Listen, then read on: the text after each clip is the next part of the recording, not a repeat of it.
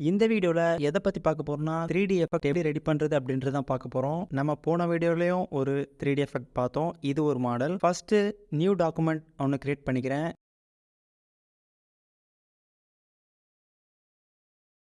And இதுல gradient select பண்ணிக்கிறேன். இதை டபுள் கிளிக் கொடுத்துட்டு நமக்கு தேவையான கலரை நான் செலக்ட் பண்ணிக்கிறேன். இப்போ ஸ்டைலில் பார்த்தீங்கன்னா ரேடியல் கொடுத்துட்டு ஸ்கேலில் இன்க்ரீஸ் பண்ணிக்கிறேன்.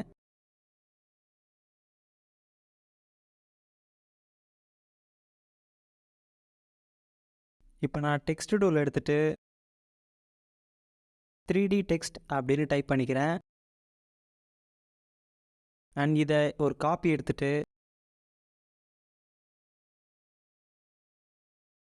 இதில் பார்த்தீங்கன்னா எஃபெக்ட் அப்படின்னு டைப் பண்ணிக்கிறேன்.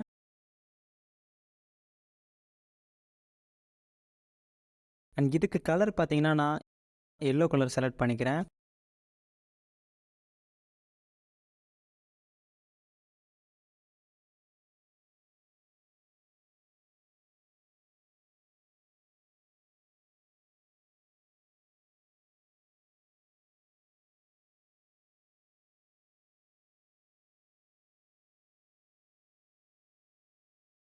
இப்போ இந்த ரெண்டு டெக்ஸ்ட்டையும் நான் செலக்ட் பண்ணிவிட்டு கண்ட்ரோல் டி ப்ரெஸ் பண்ணுறேன்.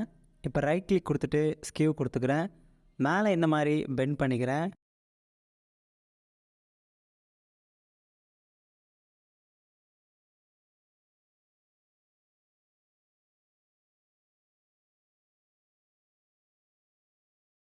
இது ஒரு காப்பி எடுத்துக்கிறேன்.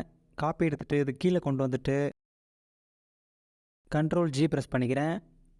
இப்போ இதை ஆல்ட்டு டவுன் ஏரோ ப்ரெஸ் பண்ணி ஒரு 30+ காப்பீஸ் எடுத்துக்கிறேன்.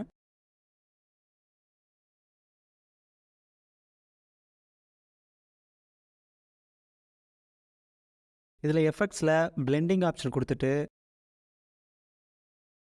கலர் ஓவர்லே செலக்ட் பண்ணிக்கிறேன். அண்ட் இந்த கலரை பார்த்தீங்கன்னா இதுக்கு மேட்ச் ஆகிற மாதிரி நம்ம கலர் செலக்ட் பண்ணிக்கலாம்.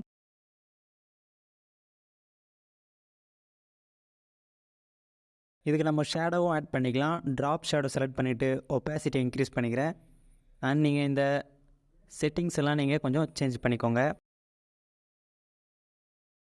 நான் பண்ணுற மாதிரி நீங்களும் சேஞ்ச் பண்ணிங்கன்னா இந்த மாதிரி ஷேடோ வரும். அண்ட் எஃபெக்டை கொஞ்சம் கீழே அட்ஜஸ்ட் பண்ணிவிட்டு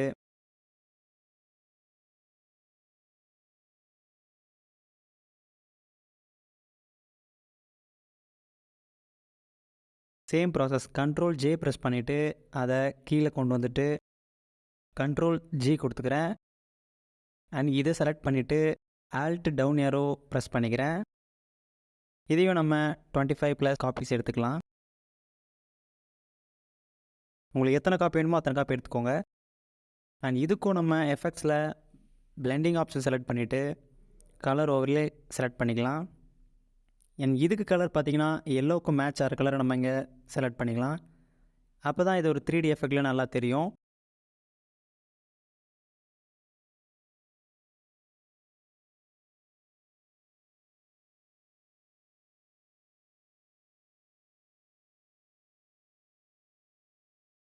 அண்ட் இதுக்கும் நம்ம ஷேடோ ட்ராப் பண்ணிக்கலாம். ட்ராப் ஷேடோ கொடுத்துட்டு ஒப்பாசிட்டி அண்ட் இதெல்லாம் நம்ம கொஞ்சம் அட்ஜஸ்ட் பண்ணிக்கலாம்.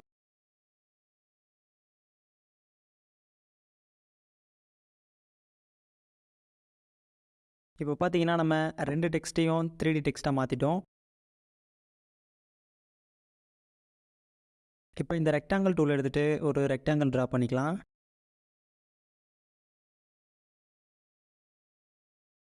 அண்ட் இதுக்கு கொஞ்சம் கலர் சேஞ்ச் பண்ணிக்கலாம்.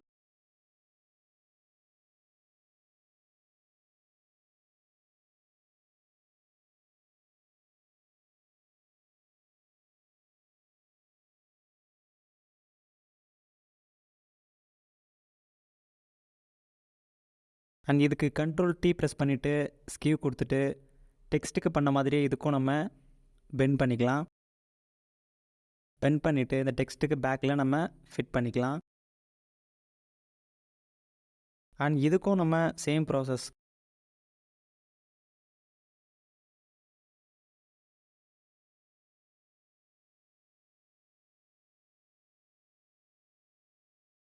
Ctrl J ப்ரெஸ் பண்ணிவிட்டு அந்த லேயரை இந்த லேயருக்கு கீழே கொண்டு வந்துட்டு Ctrl G கொடுத்துக்கிறேன்.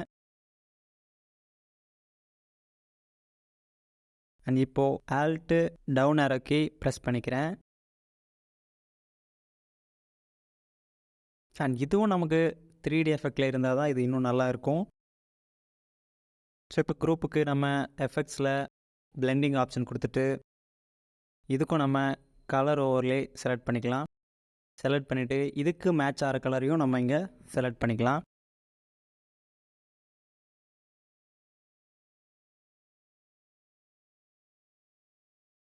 அண்ட் இதுக்கு நம்ம ஷேடோ ஆட் பண்ணிக்கலாம். ட்ராப் ஷேடோ கொடுத்துட்டு ஒப்பாசிட்டி, டிஸ்டன்ஸ், சைஸ் இதெல்லாம் நம்ம அட்ஜஸ்ட் பண்ணிக்கலாம்.